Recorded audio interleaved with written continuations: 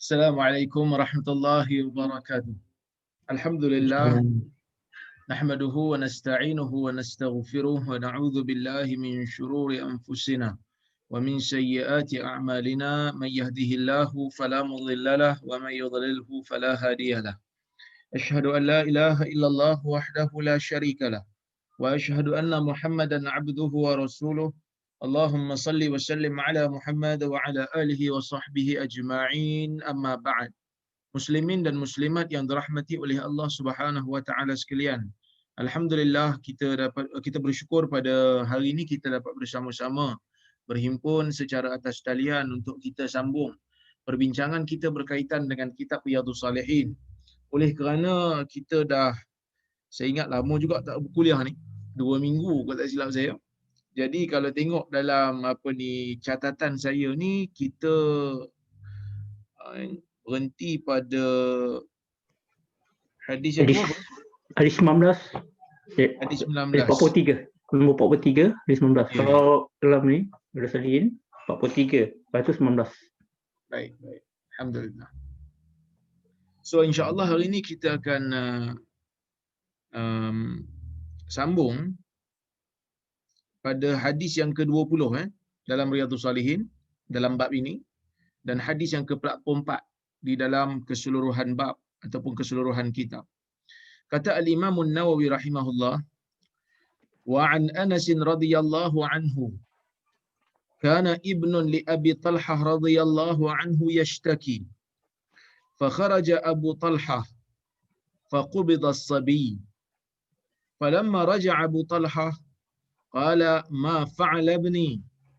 قالت أم سليم وهي أم الصبي هو أسكن ما كان، فقربت له العشاء فتعشى ثم أصاب منها فلما فرغ قالت وار الصبي.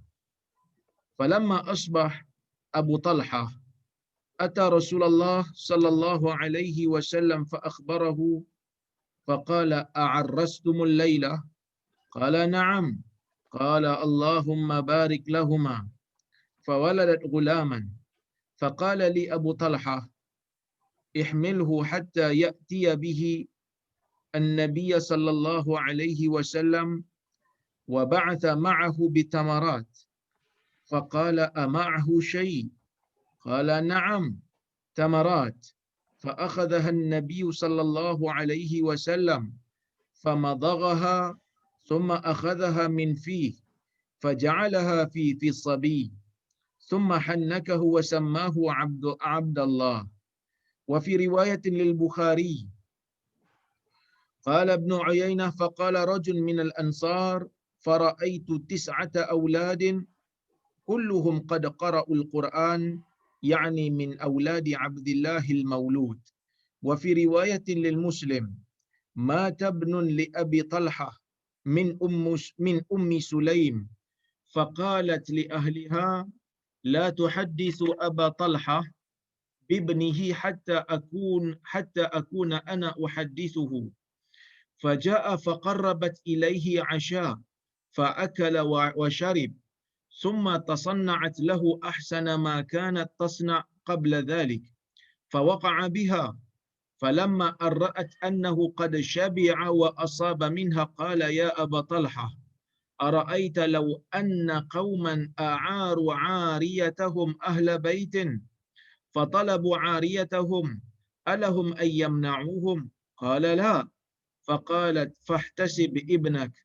قال فغضب ثم قال تركتني حتى إذا تلطخت ثم أخبرتني بابني.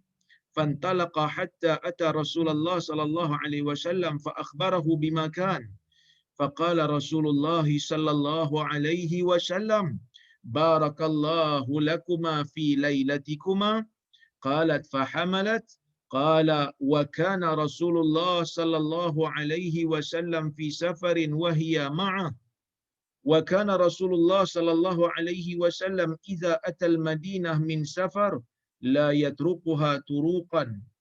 فدنوا من المدينة فضربها المخاط فاحتسب عليها أبو طلحة، وانطلق رسول الله صلى الله عليه وسلم Qala yaqulu Abu Talhah, innaka لتعلم يا رب إنه يعجبني أن أخرج مع رسول الله صلى الله عليه وسلم إذا خرج وأدخل معه إذا دخل وقد احتسبت بما ترى تقول أم سليم يا أبا طلحة ما أجد الذي كنت أجيد انطلق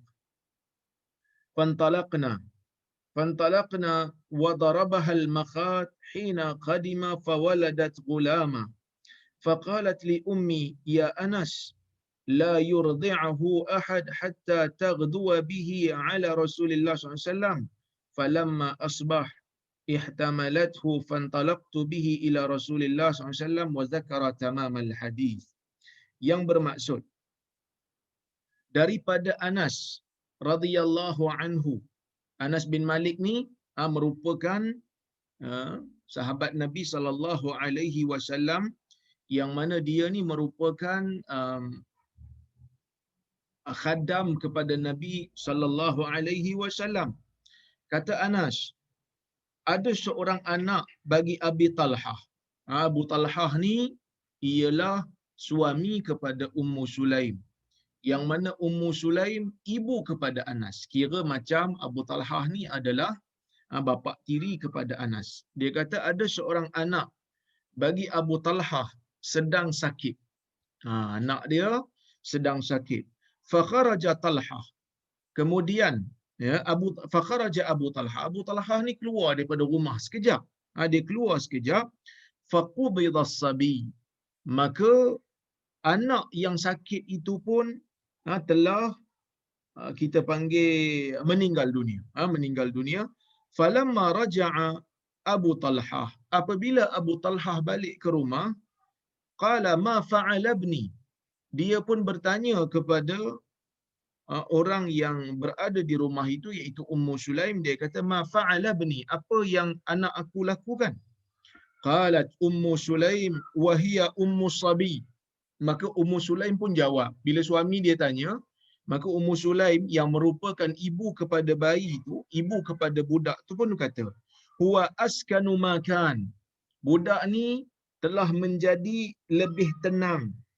Lebih tenang daripada sebelum ini. Dia kata dah tenanglah. Dia tak tipulah. Sebab budak ni asalnya sakit. Sekarang ni budak dah meninggal. Budak ni dah meninggal. Jadi bila dah meninggal, memang dia tenanglah. Ya? Baik, dia kata huwa askanu makan. Faqarrabat lahul asya fata'asya. Maka Ummu Sulaim ni pun dia siapkan makanan untuk Abu Talhah. Dia siapkan makanan. Ya. Summa asaba minha. Kemudian Abu Talhah ni pun bersamalah dengan kita panggil apa, bersamalah dengan isterinya iaitu Ummu Sulaim. Falamma farag, apabila selesai saja dia bersama, dah makan malam, dah bersama, barulah Ummu Sulaim bagi tahu warus sabi, maka simpanlah bayi ni, yang mana bayi ni ataupun anak kecil ini telah pun meninggal dunia. Falamma asbaha Abu Talhah ata Rasulullah sallallahu alaihi wasallam fa akhbarahu. Maka apabila sampai pada waktu pagi, Abu Talhah pun pergi jumpa kepada Rasulullah sallallahu alaihi wasallam, maka dia bagi tahu kepada Nabi. Dia bagi tahu apa yang berlaku. Maka Nabi kata a'arrastumul lailah. Nabi bertanya kepada Abu Talhah, adakah kamu telah bersama? Adakah kamu telah bersama dengan kita panggil isteri kamu Ummu Sulaim? Maka dia berkata na'am. Maka Abu Talhah berkata ya. Semalam saya bersama dengan isteri saya melakukan hubungan bersama dengan isteri saya. Maka Nabi kata Allahumma barik lahuma fawaladat ghulama. Maka dia pun Ummu Sulaim ni bila Nabi doa untuk Ummu Sulaim dan juga untuk Abu Talhah pun Nabi doa, ya Allah, berkatilah kepada keduanya, berkatilah kepada Abu Talhah, berkatilah kepada Ummu Sulaim. Maka Ummu Sulaim ni pun melahirkan seorang anak lelaki lagi. Faqala li Abu Talhah. Maka Abu Talhah pun berkata kepada Anas bin Malik, dia kata apa? Dia kata ihmilhu hatta ta'tiya bihi an-nabiy sallallahu alaihi wasallam. Kamu bawalah budak ini, kamu bawalah bayi yang baru lahir ini sehingga kamu datangkan Nabi bersama dengannya. Bawa dia pergi jumpa Nabi sallallahu alaihi wasallam. Wa ba'atha ma'ahu bitamarat, dan Abu Talhah pun bekalkan. Dan Abu Talhah bekalkan bersama dengan Anas ini beberapa biji tamar. Faqala ama'ahu syai'. Maka Nabi sallallahu alaihi wasallam pun bertanyalah bila Anas pergi bawa budak ni jumpa Nabi, Nabi tanyalah, adakah sesuatu yang bersama dengan budak ini? Maka Anas menjawab, "Na'am, tamarat." Anas kata, "Ya, ada tamar." Fa akhadhaha an-nabi sallallahu alaihi wasallam famadaghaha. Maka Nabi sallallahu alaihi wasallam pun makan tamar tu. Nabi kunyah tamar tu. Madag ni maksud kunyah. Diambil daripada perkataan mudrah, kunyahan gigitan. Nabi pun kunyah. Summa akhadhaha min fi. Kemudian Nabi ambil daripada mulut Nabi ni. Dah kunyah, Nabi ambil daripada mulut Nabi. Faja'alaha fi sabi. Maka Nabi pun letakkan tamar itu di dalam mulut budak berkenaan, di dalam mulut bayi berkenaan. Summa hannakahu. Kemudian Nabi mentahnikkan budak tu dengan tamar. Ini datang pensyariatan sunnah tahnik budak yang baru lahir. Ini datang sunnah ni. Sebab Nabi sallallahu alaihi wasallam kunyahkan tamar tu, kemudian Nabi ambil tamar yang telah dikunyah, letak dekat mulut bayi. Ini sunnah. Tetapi ulama tidak berbeza pendapat tentang tahnik ni memang sunnah bagi hak Nabi sallallahu alaihi wasallam. Memang para sahabat kalau dapat anak, dia akan bawa anak mereka untuk jumpa Nabi dan Nabi akan kunyahkan tamar. Cuma ulama berbeza pendapat tentang hukum tahnik di zaman kemudian setelah daripada Nabi sallallahu alaihi wasallam wafat. Setelah daripada Nabi sallallahu alaihi wasallam wafat, sahabat ada tak melakukan tahnik lagi kepada anak-anak orang lain? Wallahu a'lam. Sekadar kajian saya, memang susah kita nak jumpa riwayat. Oleh kerana itulah kita nampak bahawasanya para ulama berbeza pendapat tentang hukum tahnik bagi orang yang selain daripada Nabi. Sebahagian ulama mengatakan tahnik ni hanya khusus untuk Nabi Muhammad sallallahu alaihi wasallam. Lepas Nabi dah tak ada, maka tak boleh lagi untuk kita bawa orang jumpa, bawa bayi kita untuk orang lain tahnikkan. Ni pendapat minoriti ulama seperti mana yang dinukilkan oleh Ibnul Qayyim. Tetapi majoriti ulama berpandangan tahnik ini bukan hanya khas untuk Nabi sallallahu alaihi wasallam. Kerana apa? Kerana di sana tidak ada bukti yang menunjukkan bahawasanya ia hanya khusus untuk Nabi sallallahu alaihi wasallam. Bahkan kalau kita tengok hadis-hadis yang lain, memang ada isyarat menunjukkan bahawasanya tahnik ini memang telah diamalkan oleh orang-orang Arab di Madinah pada masa itu. Maka kita katakan dalam isu ni ada dua pandangan. Sekadar kajian saya memang betul tidak ada riwayat yang menyebutkan ia hanya khusus untuk Rasulullah sallallahu alaihi wasallam. Tidak ada dalil yang menunjukkan demikian. Maka tahnik ini sunnah dilakukan seawal bayi baru lahir. Jadi kalau kita ada anak baru lahir, sunnah untuk kita pergi jumpa dengan orang saleh, untuk orang saleh itu tahnikkan anak dia. Untuk orang saleh itu kunyahkan tamar bagi pada bayi kita. Jadi tuan-tuan dan puan-puan rahmati Allah sekalian, apakah khasiat di sebalik tahnik ini? Para ulama mengatakan apabila seorang bayi itu ditahnik oleh orang saleh, maka seolah-olah orang saleh itu ia telah memberikan sesuatu yang ada di dalam mulut dia kepada anak kecil ini, seolah-olah anak kecil ini telah mendapat sesuatu keberkatan daripada mulut orang saleh. Mudah-mudahan bayi ini mendapat akhlak seperti mana orang saleh. Bila saya kata orang saleh, dia tak semestinya para ustaz, Tak semestinya ustaz yang kena tahnik bayi ni. Sebaliknya, kena cari orang soleh walaupun dia bukan ustaz. Maksud apa dia orang soleh walaupun bukan ustaz? Orang yang soleh lah. Orang yang jaga salat, orang yang banyak melakukan ibadah-ibadah wajib dan sunat. Walaupun dia bukan ustaz, tapi bila kita tengok dia ada akhlak yang baik, dia ada kesalehan, maka kita boleh untuk meminta dia mentahnikkan anak.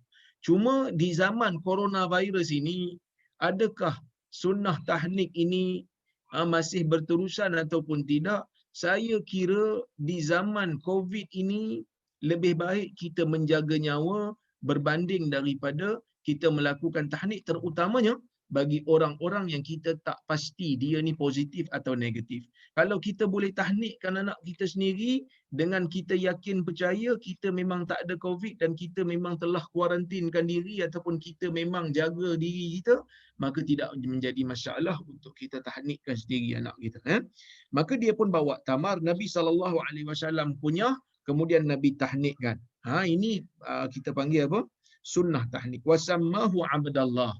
Dan Nabi SAW menamakan budak ni dengan nama Abdullah. Jadi kalau kat sini tuan-tuan dan puan-puan yang dirahmati Allah Subhanahu Wa Taala, kita nampak bahawasanya ada dua sunnah kat sini. Sunnah pertama, bila anak lahir, kita disunatkan untuk tahnik. Cari orang soleh untuk tahnik. Zaman ni Nabi lah orang paling soleh sekali, dia orang bawa jumpa Nabi. Ya. Dan yang kedua, kita sunnah untuk menamakan anak pada hari pertama kelahiran. Walaupun ada riwayat yang menyebutkan pada hari ketujuh, tetapi kedua-duanya adalah sunnah. Kalau nama telah kita fikirkan sebelum daripada dia lahir, maka kita boleh bahagikan nama tu, boleh bagi kepada bayi tersebut pada hari pertama kelahiran, seperti mana yang Nabi SAW lakukan kepada bayi ni. Tetapi kalaulah kata memang kita belum fikir lagi nama, belum mesyuarat lagi nama dengan isteri, tapi sebenarnya hak memberikan nama ni adalah hak ayah. Tetapi tak salah bagi si suami untuk berbincang dengan isterinya nama-nama anak ni. Jadi kalau tak ada lagi, bincang lagi, masih mesyuarat lagi, sunnah bagi pada hari ketujuh. Pada hari ketujuh. Fara'aitu tis'ata auladin kulluhum qad qara'ul Quran. Maka, muttafaqun alaih. Hadis riwayat Bukhari dan Muslim. Anak namanya Abdullah. Kemudian wa fi riwayatin lil Bukhari, dalam riwayat, dalam salah satu riwayat daripada Sahih Al-Bukhari, Ibnu Uyainah, seorang perawi bernama Sufyan Ibnu Uyainah berkata, faqala rajulun minal ansar, berkata seorang lelaki daripada kalangan Ansar, faraitu tis'ata auladin kulluhum qad qara'ul Quran, yakni min auladi Abdillahil Maulud. Aku mendapati terdapat 9 orang anak. 9 orang anak dilahirkan yang mana mereka ini membaca Al-Quran. Maksud mereka ini pakar di dalam ilmu-ilmu Al-Quran. Siapa 9 orang ni? Mereka adalah anak kepada Abdullah, anak kepada Abdullah yang ditahnikkan oleh Nabi SAW. Dalam riwayat Muslim pula diceritakan anak bagi Abi Talhah, anak bagi Abu Talhah bersama dengan Ummu Sulaim meninggal dunia. Ini cerita yang sama tapi dia bawa dengan lafaz yang sedikit berbeza dalam Sahih Muslim. Ada seorang anak Abu Talhah bersama dengan Ummu Sulaim meninggal dunia. Faqalat li ahliha, maka Ummu Sulaim pun berkata kepada ahli keluarganya, la tuhaddithu Aba Talhah bibnihi hatta akuna ana uhaddithuhu. Kamu jangan cerita kepada Abu Talhah tentang apa yang terjadi kepada anak dia. Kamu jangan cerita, kata Ummu Sulaim. Jangan cerita pada Abu Talhah yang anak dia ni meninggal dunia.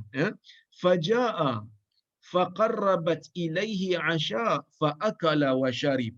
Bila Abu Talhah balik saja, tuan-tuan dan puan-puan, bila Abu Talhah balik saja, maka Ummu Sulaim ni pun mendekatkan, mendekatkan makanan kepada Abu Talhah. Dia bagi makan malam dekat Abu Talhah. Asyak tu makan malam.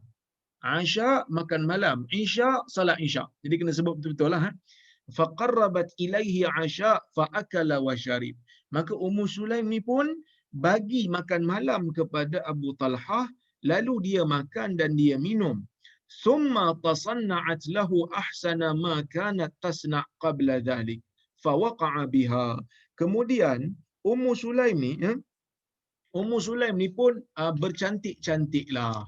Ummu Sulaim ni dia bercantik-cantik untuk Abu Talhah. Dia berhiaslah untuk Abu Talhah ni, dia berhiaskan diri dia. Fawaqa'a biha. Lalu Abu Talhah ni pun bersamalah dengan Ummu Sulaim pada malam tu. Dia bersama dengan Ummu Sulaim pada malam tu. Lepas makan, dah kenyang, dah minum, isteri pula duk berhias cantik-cantik, suami bersama dengan isterinya, iaitu Abu Talhah bersama dengan Ummu Sulaim. Falamma an ra'at annahu qad syabi'a wa asaba minha. Dan apabila Ummu Sulaim melihat Abu Talhah yakni suaminya telah pun kenyang dan telah pun bersetubuh dengannya, dah bersama dengan Ummu Sulaim, qalat ya Abu Talhah, maka Ummu Sulaim pun kata, wahai Abu Talhah, ara'aita law anna qauman a'aru 'ariyatahum ahla bait. Apa pandangan kamu? Apa pandangan kamu jika sesungguhnya satu kaum memberi pinjaman kepada salah seorang daripada ahli bait, ahli sebuah rumah, fatalabu 'ariyatahum, kemudian mereka minta semula apa yang mereka pinjamkan.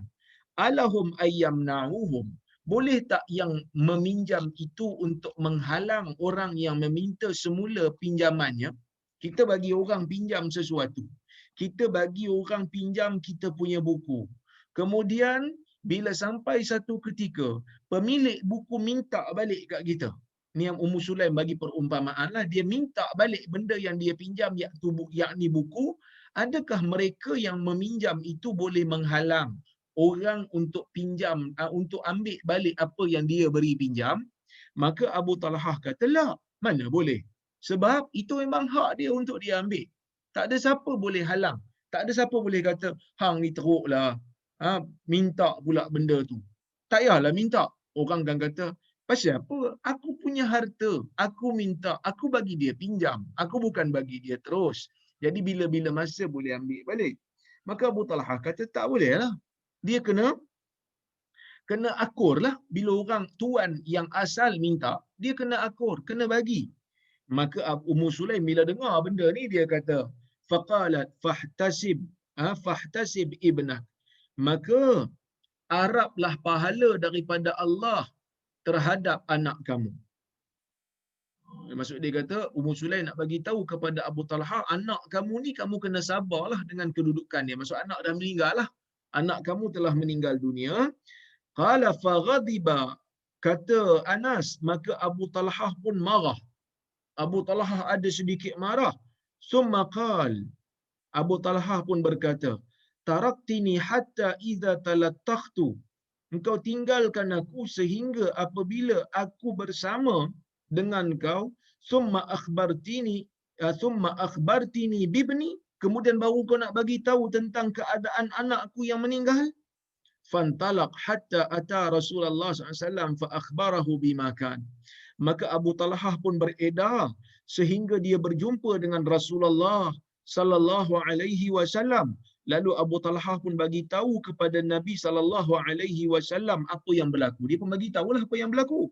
Maka Rasulullah sallallahu alaihi wasallam bersabda, barakallahu lakuma fi lailatikuma.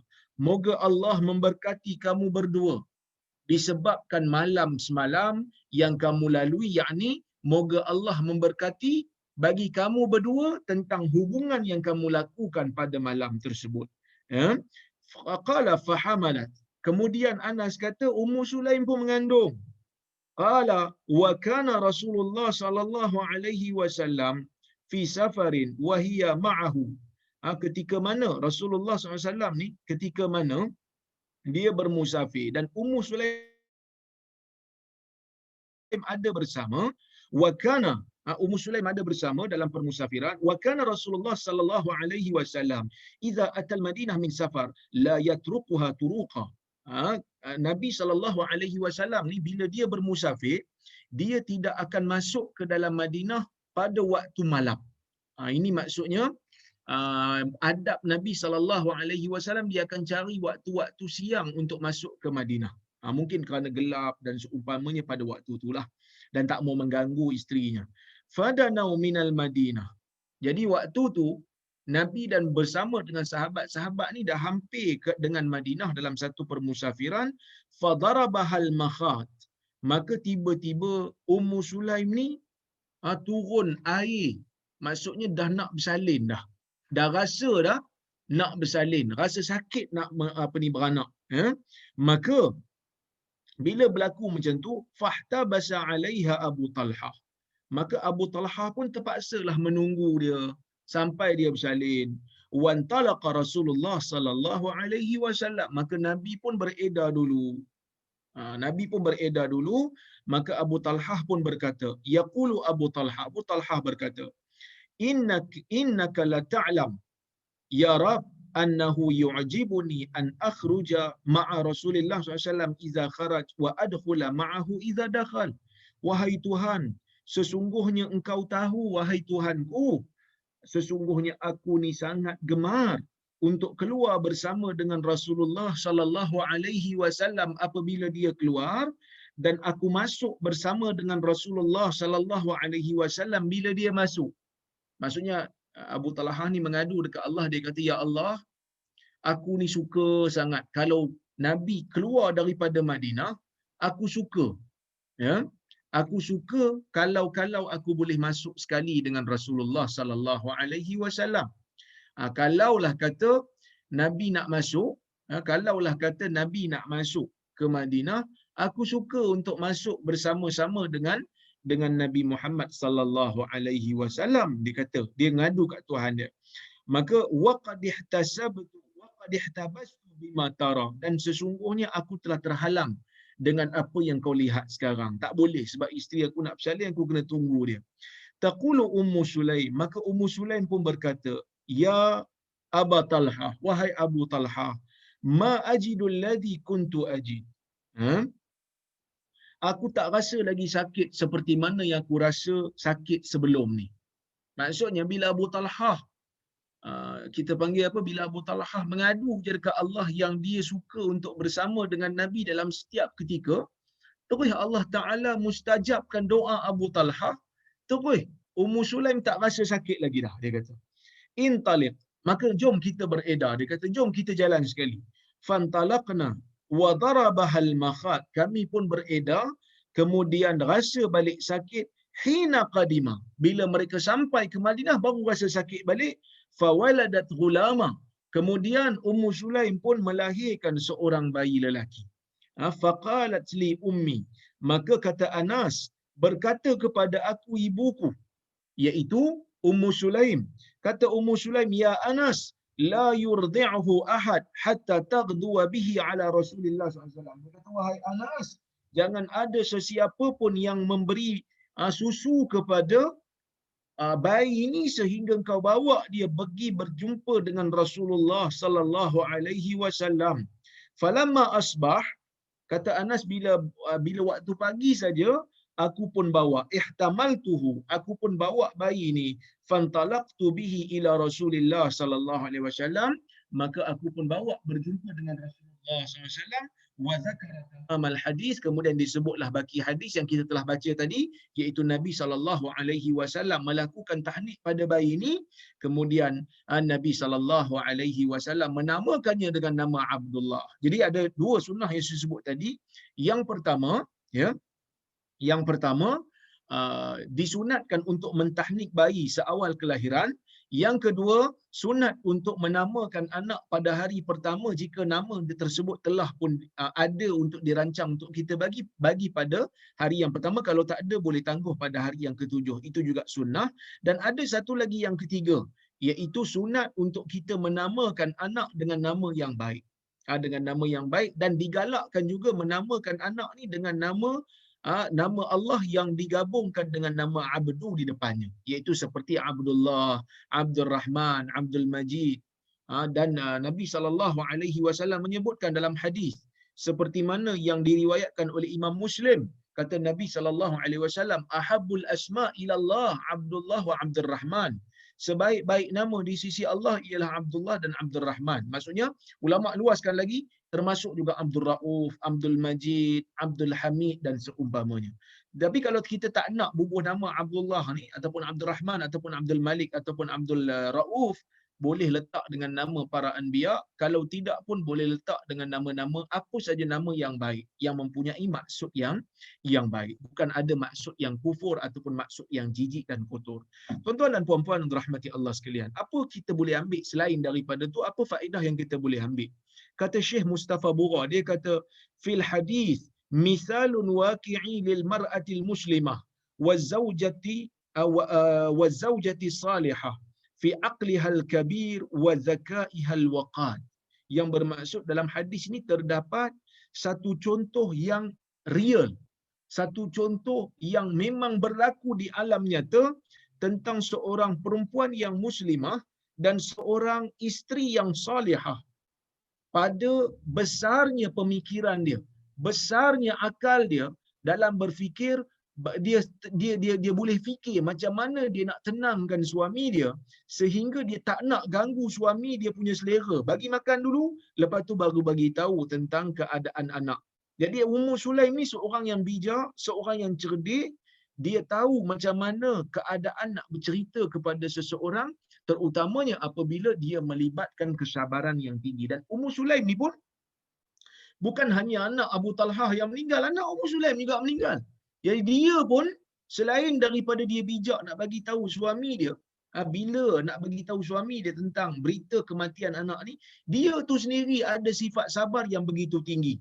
Maka sebab itu kata Syekh Mustafa Bura, ketika mana mensyarahkan hadis dalam kitab dia Nuzhatul Muttaqin, dia kata sabru Ummu Sulaim ala mauti waladiha mithalun yuhtaza lin nisa. Kesabaran Ummu Sulaim terhadap kematian anaknya merupakan satu contoh yang sepatutnya ditiru, yang sepatutnya dicontohi oleh perempuan-perempuan. Maksudnya, kalau ikut zaman dulu ni, kalau ikut musim jahiliah ataupun zaman jahiliah, apabila berlaku kematian, orang-orang perempuan ni akan menjerit-jerit. Orang-orang perempuan ni akan tepuk-tepuk pipi dan juga koyak baju. Tetapi ia tidak berlaku kepada Ummu Sulaim. Sebaliknya Ummu Sulaim menggunakan perkataan yang sangat baik dalam menggambarkan keadaan bagaimana Allah Azza wa Jal berhak untuk mengambil anak dia dan anak Abu Talhah, kerana Allah Subhanahu wa Ta'ala adalah pemilik yang hakiki bagi alam ini. Yang mana kalau dia nak ambil mana-mana pun daripada kalangan manusia, dia berhak. Bahkan itulah yang diingatkan oleh Ummu Sulaim kepada Abu Talhah ketika mana nak bagi tahu kepada Abu Talhah tentang keadaan anaknya. Itu yang kedua. Yang ketiga, at-tarattuf fil ikhbari an wafatin aw musibah. Berlembut ketika mana kita nak bagi tahu, kita nak mengkhabarkan tentang musibah ataupun kewafatan. Nak bagi tahu tentang berita gembira ada caranya. Nak bagi tahu tentang berita sedih pun ada caranya. So kalau kita nak bagi tahu tentang berita sedih, kita perlu beritahu dengan cara yang berlembut. Bukan beritahu dengan ketawa, bukan dengan menjerit. Kerana ia tidak membantu emosi orang yang menerima berita itu untuk menahan kesabaran. Bayangkan kalau orang tak cerdik, dia pergi ketawa pula. Dia pergi ketawa, bagi tahu pada suami dia anak kita dah meninggal, sambil ketawa. Apa akan jadi? Pastinya suaminya akan sedih anak tak ada. Adalah sedih anak meninggal. Tiba-tiba isteri pula ketawa tak senonoh. Maka dalam keadaan tu ia tidak membantu. Jadi Ummu Sulaim adalah seorang yang sangat bijak. Kemudian, isaru irda'iz zauj ala haznihi wa hadha min wafa'iz zaujah li zaujiha. Dia bersungguh-sungguh dalam nak menjadikan suaminya tenang daripada kesabaran. Sebab tu dia bagi makan dulu. Sebab tu dia bagi minum dulu. Sebab tu dia bersama dulu dengan suaminya baru dia bagi tahu. Berbeza kalau dia bagi tahu awal-awal, mungkin suami dia tak selera lagi nak makan dah. Tak selera lagi nak minum dah. Tapi dia tunggu. Dia tenang. Dia sabar. kemudian dia tunggu waktu yang sesuai, waktu suami dia dah cukup, makan cukup, minum cukup, dah bersama dengan dia, dan baru dia bagi tahu. Sedih akan berlaku, sebab itu Abu Talha ada sedikit marah, tetapi marahnya itu tidaklah terlalu besar, sedihnya itu tidaklah terlalu terkesan kalau lebih daripada kalau dia bagi tahu sebelum daripada Abu Talhah ni makan dan seumpamanya. Kemudian jihadul mar'ah wal isham fi ajril mujahidin. Ini satu benda juga. Bila kita baca dalam riwayat Muslim tadi, kita nampak Ummu Sulaim memang ikut Abu Talhah bersama dengan Rasulullah sallallahu alaihi wasallam dalam permusafiran. Dan Nabi ini bila musafir, kalau kita tengok dalam hadis, Nabi bermusafir sama ada buat ibadat untuk buat haji ataupun buat umrah, ataupun Nabi pergi perang, ataupun Nabi ziarah sahabat-sahabat. Jadi salah satu daripada perjalanan yang Nabi buat ni adalah jihad untuk pergi perang. Dan Ummu Sulaim ni bersama. Bila Abu Talhah pergi sekali, maka Ummu Sulaim pun ikut. Apa Ummu Sulaim ikut? Kita tahu dalam sejarah Islam, orang perempuan di zaman Nabi sallallahu alaihi wasallam tidak hanya duduk di Madinah tak ada buat apa-apa. Bahkan mereka membantu dalam proses jihad, untuk membantu orang yang tercedera, untuk beri minum kepada mereka yang sakit, ataupun memberi minum kepada mereka yang keletihan. Ini yang dilakukan pada zaman dahulu, iaitu zaman Nabi sallallahu alaihi wasallam. Dan mereka ni memberikan sumbangan dalam jihad, dan insya-Allah mereka mempunyai pahala. Pahala kerana membantu golongan mujahidin. Baik, tuan-tuan dan puan-puan yang dirahmati Allah sekalian. Faedah berikutnya, hubbus sahabati lin Nabi sallallahu alaihi wasallam wa hirsu ala mulazamatihi wa istisharatihi wa tabarruk bi suhbatihi. Hadis ni juga bagi tahu kat kita bagaimana para sahabat Nabi sallallahu alaihi wasallam, bagaimana para sahabat Nabi SAW suka untuk bersama dengan Nabi sallallahu alaihi wasallam dalam setiap masa. Kalau boleh setiap masa nak bersama dengan Nabi sallallahu alaihi wasallam. Kalau boleh Nabi pergi musafir nak ikut, kalau boleh Nabi pergi solat dia nak pergi, kalau boleh Nabi keluar ke mana-mana pun dia nak ikut. Ada satu hadis, saya tak ingat kita dah baca ke belum, tapi kita akan jumpa nanti hadis tu, yang mana Abu Dzar radhiyallahu anhu nampak Nabi sallallahu alaihi wasallam berjalan seorang-seorang di waktu malam gelap gelita. Tapi dia tahu yang tu Nabi. Abu Dzar ni nampak Nabi berjalan seorang-seorang. Abu Dzar tak mau ganggu Nabi, sebab dia bila dia tengok Nabi seorang-seorang berjalan tengah malam, dia tahu mungkin Nabi nak privacy. Tapi oleh kerana Abu Dzar ni dia nak belajar daripada Nabi sallallahu alaihi wasallam, mungkin dia akan tengok bila dia jalan ikut Nabi ikut belakang ni, dia tengok Nabi mungkin ada baca apa-apa doa ke, ataupun ada buat sesuatu amalan yang dia boleh untuk jadikan sebagai panduan sunnah. Maka dia jalan slow-slow je belakang Nabi. Dia jalan, tapi dia tak nak ganggu. Dia tak ada panggil, ya Rasulullah, jom kita jalan sekali. Sebab dia tahu mungkin Nabi nak jalan seorang-seorang tak. Tapi dia ikut Nabi belakang. Sehingga kan Nabi SAW sedar yang ada orang di belakang dia. Maka Nabi tanya, Manza, siapa itu? Maka baru Abu Dzar jawab, Abadzar, aku adalah Abu Dzar, ja'alani Allahu fida'ak. Moga Allah menjadikan aku tebusanmu. Jadi nak bagi tahu kesungguhan sahabat ni untuk bersama dengan Rasulullah SAW dalam setiap masa ialah satu kesungguhan yang sangat-sangat ajaib. Kenapa? Kerana mereka tahu apabila berduduk bersama dengan Rasulullah SAW, mereka akan dapat banyak manfaat. Mereka akan dapat ilmu, mereka akan dapat sunnah. Mereka akan dapat lihat akhlak Rasulullah SAW. Ini yang berlaku kepada Anas. Apabila Anas ni dia dijadikan oleh ibu dia untuk berkhidmat untuk Nabi SAW. Anas ni khadam Nabi.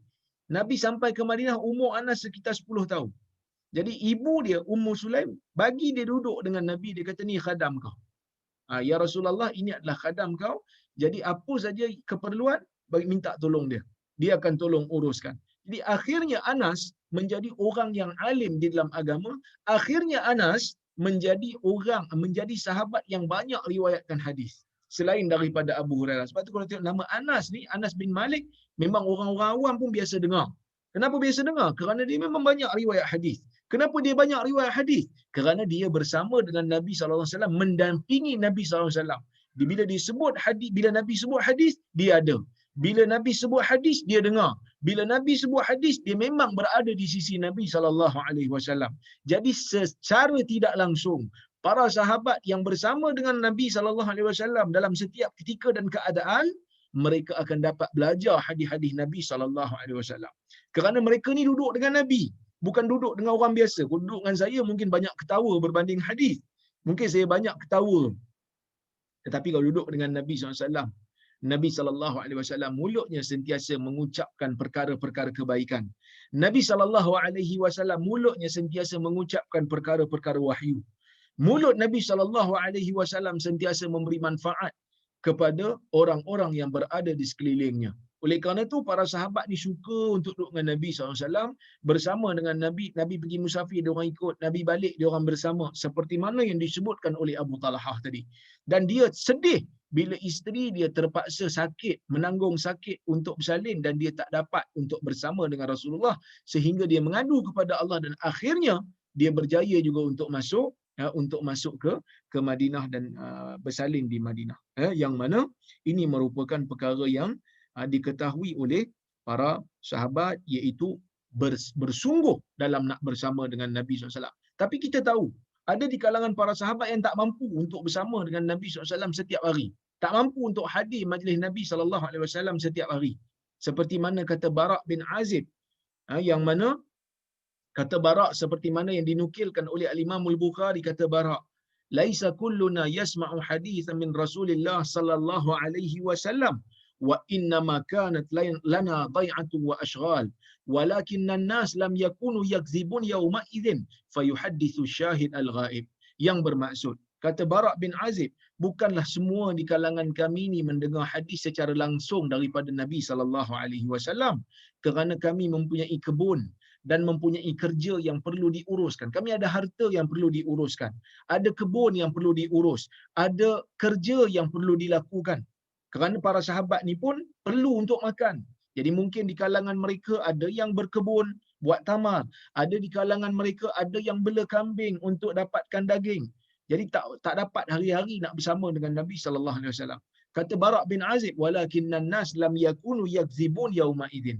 Tetapi sahabat tidak menipu pada hari itu, fayuhadditsu syahid al-ghaib. Maka yang hadir majlis Nabi sallallahu alaihi wasallam, mereka yang mendengar hadis dalam majlis Nabi sallallahu alaihi wasallam, mereka akan sampaikan kepada orang yang tak dengar. Mana orang yang tak hadir, orang yang hadir akan bagi tahu. Bahkan Nabi sallallahu alaihi wasallam menjanjikan kelebihan yang khusus bagi mereka yang menyampaikan kalam Nabi sallallahu alaihi wasallam. Kalau kita tengok dalam hadis, Nabi sallallahu alaihi wasallam berkata, "Naddarallahu imra'an sami'a maqalati wa wa'aha wa hafizaha wa addaha kama sami', farubba muballighin aw 'amin sami'." Yang bermaksud, moga-moga Allah Azza wa Jal memberikan keceriaan kepada mereka-mereka yang mendengar kalamku.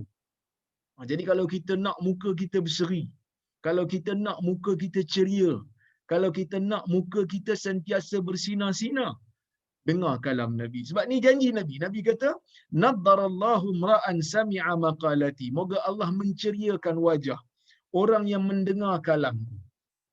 Wa wa'aha, kemudian memahaminya. Wa hafizaha, kemudian menghafalnya.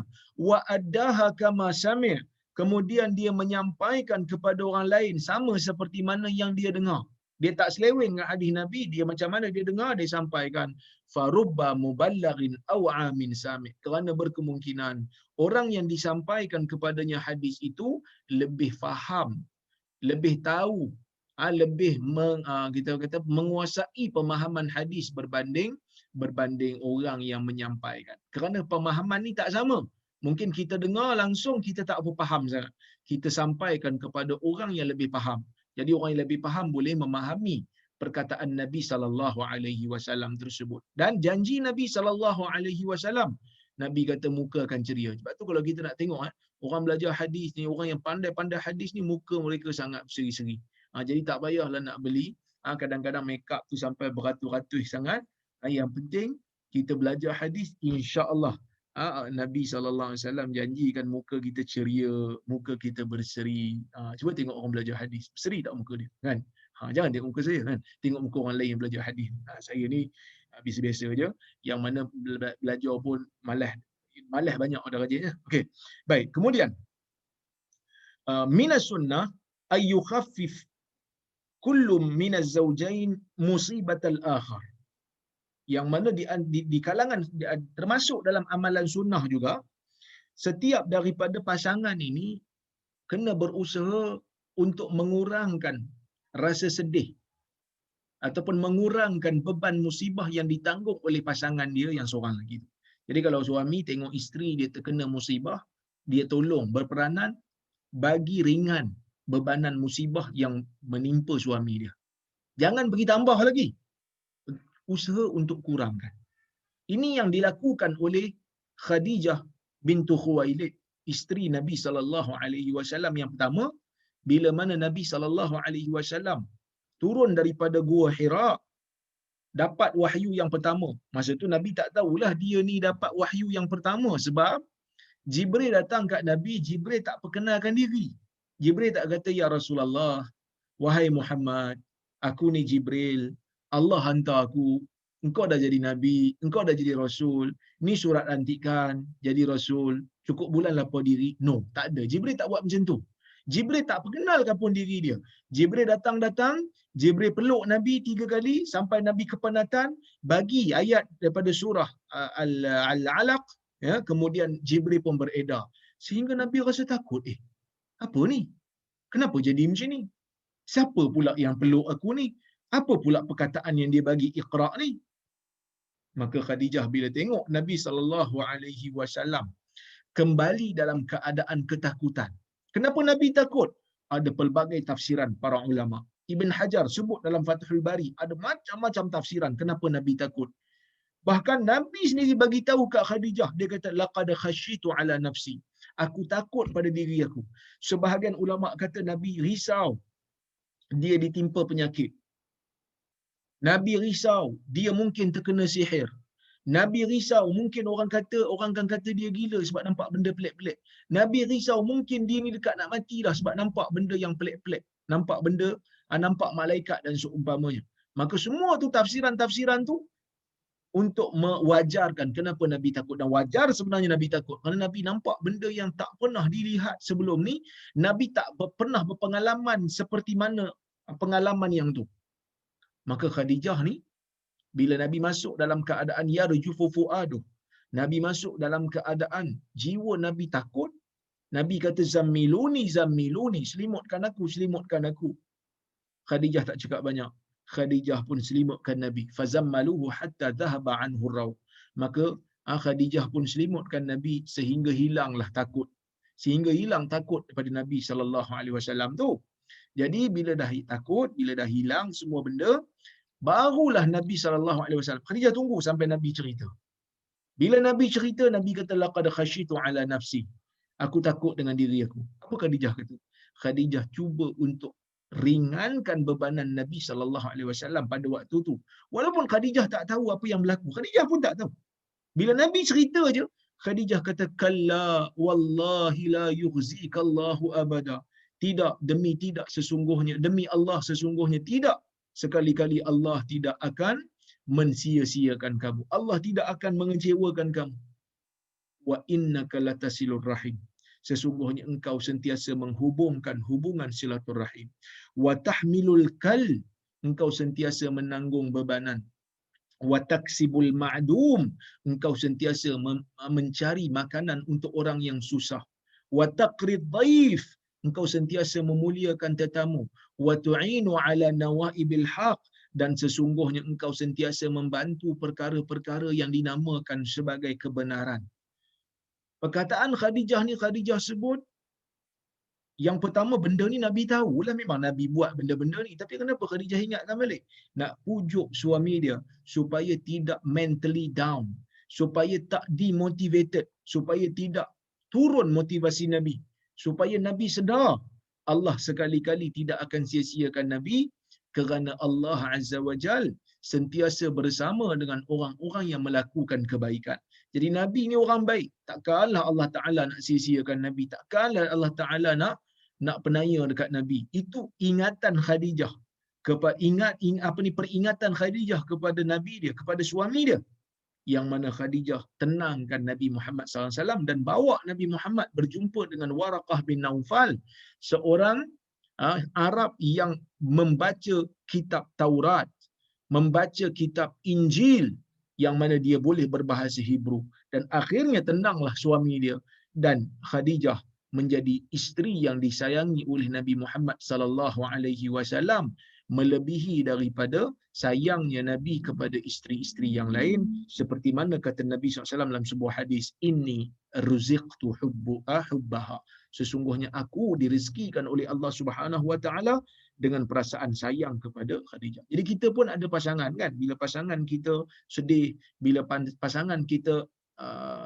down, kena ujian macam-macam, kita cuba untuk tenangkan, kita cuba untuk ringankan bebanan dia, bukan tambah lagi lah, bukan tambah lagi. Okey. Kemudian watazayyun li ba'dihima, kalau boleh suami isteri ni berhiaslah untuk salah satu daripada yang lain, terutamanya bila adanya musibah, cuba untuk tenangkan dengan berhias. Bila tengok tu tenang sikit, bila tengok tu sejuk sikit muka. Janganlah pula dalam rumah dah rupa kelawar pula, pakai baju kelawar je umpamanya kan.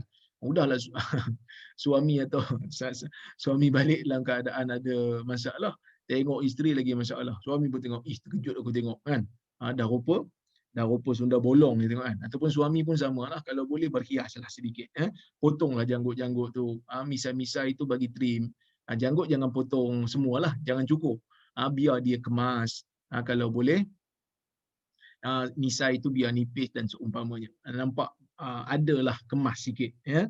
Baik, lidawamil isyrah wa tamkinil mawaddah, supaya akan berterusan isyrah, berterusan pergaulan yang baik, wa tamkinil mawaddah, dan mempereratkan kasih sayang sesama pasangan. Ini benda yang diakui oleh Islam, benda yang digalakkan oleh Islam. Bukan bermakna bila dalam Islam ni bukan bermakna serius je, tak. Ada waktu-waktu kita boleh leraikan, boleh bergurau untuk menguatkan hubungan sesama suami isteri. Kemudian ikhtiarul asma'il karimah lil abna, sunnah untuk memilih nama-nama yang baik bagi anak-anak. Wa afdalul asma' Abdullah, dan sebaik-baik nama bagi anak ialah Abdullah ataupun Abdul Rahman ataupun apa saja nama yang disandarkan kepada nama Allah. Jika tak mahu, boleh letak nama para anbiya ataupun apa saja nama-nama yang baik, ya. Baik, dan anna man taraka syai'an lillah awadahu Allahu khairan minhu, dan sesiapa yang meninggalkan sesuatu kerana Allah, Allah Taala akan beri ganti daripada benda yang hilang. Ini benda yang kita kena pegang dalam jiwa kita. Kadang-kadang Allah Subhanahu wa taala ambil sesuatu daripada kita, dia nak tengok kita sabar ke tidak, dia nak tengok kita ni bertahan ke tidak. Nanti kalau kita sabar, kalau kita tahan, kalau kita redha dengan ketentuan Allah, insya-Allah Allah Subhanahu wa taala akan berikan ganti yang lain. Jangan risau, Allah Taala akan beri ganti, ya. Baik, kita tengok hadis yang berikutnya satu lagi sebelum kita berhenti pada hari ini. Hadis nombor 21. Wa an Abi Hurairah radhiyallahu anhu anna Rasulullah sallallahu alaihi wasallam qala laisa asy-syadidu bis-sur'ah wa innama bis-sur'ah innama asy-syadidu alladhi yamliku nafsahu 'indal ghadab, muttafaqun alaih, ya. Yang bermaksud daripada Abi Hurairah radhiyallahu anhu, katanya sesungguhnya Rasulullah sallallahu alaihi wasallam bersabda, bukanlah seorang yang kuat itu dengan melakukan pergaduhan. Orang yang kuat tu bukan orang yang suka bergaduh. Orang yang kuat tu bukan orang yang suka bertumbuk, kata Nabi. Innamasyadid, sesungguhnya kekuatan itu, kekuatan yang sebenar, Nabi kata, alladhi yamliku nafsahu 'indal ghadab, ialah seseorang yang boleh mengawal dirinya, yang boleh memiliki dirinya ketika mana dia marah. So sebab tu dalam hadis ni Nabi SAW nak bagi tahu, sebenarnya orang yang paling kuat dalam dunia ni adalah orang yang sabar. Orang yang boleh tahan waktu dia kena macam-macam. Bukan orang yang suka bertumbuk, sikit-sikit bertumbuk, sikit-sikit ajak orang bergaduh. No. Itu bukan kuat, bahkan itu menunjukkan dia memang lemah. Yang kuat betul siapa dia? Dia boleh tahan diri dia waktu dia terkena musibah, dia boleh tahan diri dia waktu orang kacau kat dia. Waktu orang kacau dia, waktu orang ajak dia bergaduh, dia diam saja. Dia tahan diri dia, dia tak cepat terangsang dengan kita panggil provokasi orang lain. Okey, jadi tuan-tuan dan puan-puan yang dirahmati Allah Subhanahu Wa Taala sekalian, hadis ini nak bagi tahu kita bagaimana Islam membezakan mafhum ataupun pemahaman terhadap kekuatan yang mana berbeza dengan orang jahiliah. Orang jahiliah dia tengok kuat ni apa, dia suka bertumbuk, suka bergaduh, suka pukul orang, tu kuat. Tetapi Islam mengubah benda tu.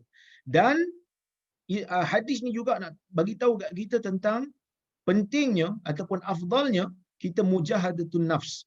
Kita mengawal diri, lawan nafsu diri dengan kita tidak melakukan perkara yang dilarang oleh syarak. Itu benda yang paling kuat yang boleh dilakukan oleh orang mukmin. Dan kalau boleh al-ibti'ad 'anil ghadab, kalau boleh jauhkan diri daripada marah, lima fihi minal adraril jismiyah wan nafsiyah wal ijtimaiyah. Kalau boleh larikan diri, jauhkan diri daripada perkara yang boleh membuatkan kita marah, kerana dalam kemarahan ini ada mudarat. Mudarat yang akan berlaku, mudarat yang akan datang pada diri, mungkin kita tak mampu nak kawal. Wallahu subhanahu wa ta'ala a'lamu bis-shawab. Saya kira cukuplah sekadar tu untuk petang ini. Kalau ada manfaat, alhamdulillah, mudah-mudahan saya mendapat pahala daripada Allah. Jadi kalau tak ada manfaat, saya mohon maaf, tapi insya-Allah ada manfaat kerana kita membaca kalam Rasul. Jadi saya tengok kalau ada soalan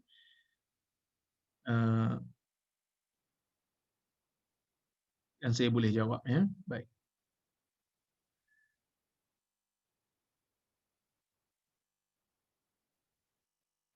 Assalamualaikum Ustaz. Waalaikumsalam. Sebelum Nabi Muhammad sallallahu alaihi wasallam terima wahyu dan dilantik sebagai nabi, apakah agama nabi sebelumnya? Wallahu a'lam. Kalau saya tengok pada penjelasan ulama-ulama hadis, terutamanya Ibnu Hajar, ketika mana Ibnu Hajar mensyarahkan hadis tentang Nabi sallallahu alaihi wasallam beribadat di Gua Hira sebelum daripada menerima wahyu, ya. Nabi sallallahu alaihi wasallam beribadat di Gua Hira. Dalam hadis itu disebut fayatahannasu fih. Nabi sallallahu alaihi wasallam beribadat di Gua Hira. Sedangkan waktu itu Nabi belum terima wahyu. Ya. Jadi Nabi ni beribadat dengan agama apa?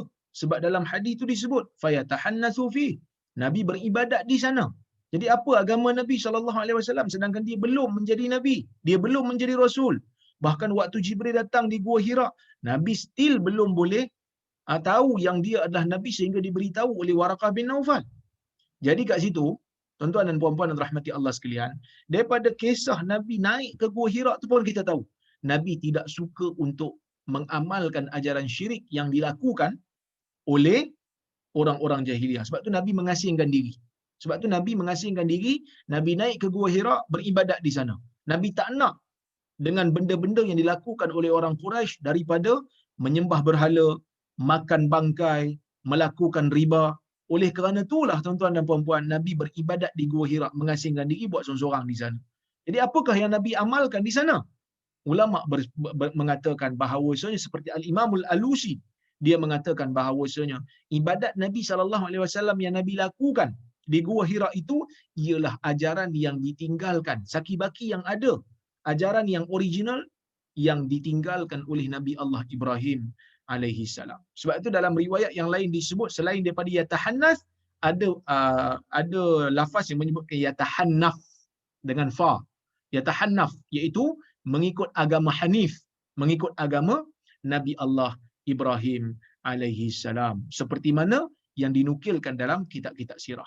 Jadi sebab itu kalau kita tanya apakah agama Rasulullah SAW, kita kata pastinya Nabi SAW tidak melakukan perkara-perkara syirik. Nabi SAW tidak melakukan perkara-perkara yang menjadi maksiat pada zaman itu, tapi Nabi mengamalkan ajaran Nabi Allah Ibrahim AS.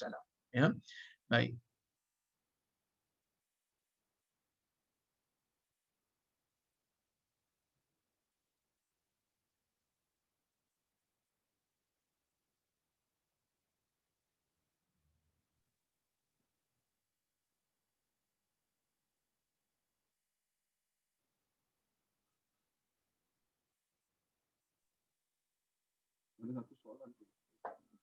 Baik. Kemudian ya.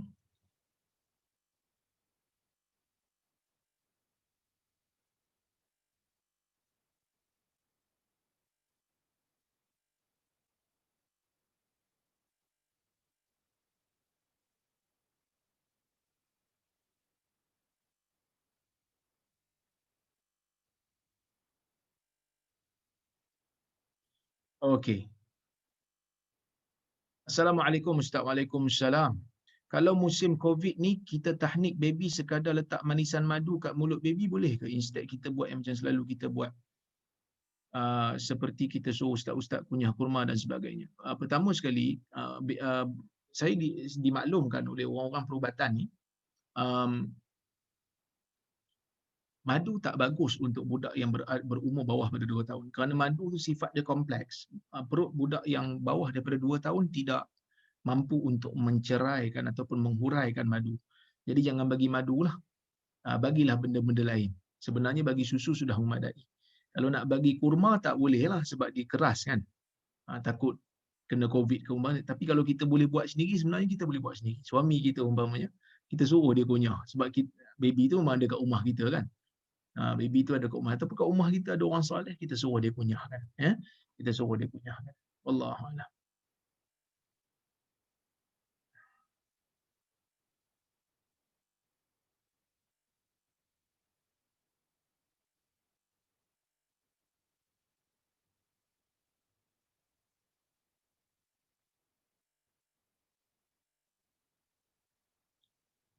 Baik. Okey. Saya rasa cukup sekadar tu. Itu saja yang ada soalannya. Yang lain semua tak ada. Jadi apa yang baik daripada Allah, apa yang buruk datang daripada kelemahan diri saya sendiri. Saya mohon maaf kalau ada terkasar bahasa, tersilap kata.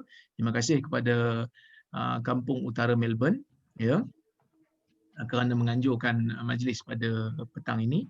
Jadi insya-Allah kita bertemu lagi pada masa akan datang. Aqulu qauli hadza wa astaghfirullahal azim li wa lakum. Wassalamualaikum warahmatullahi wabarakatuh.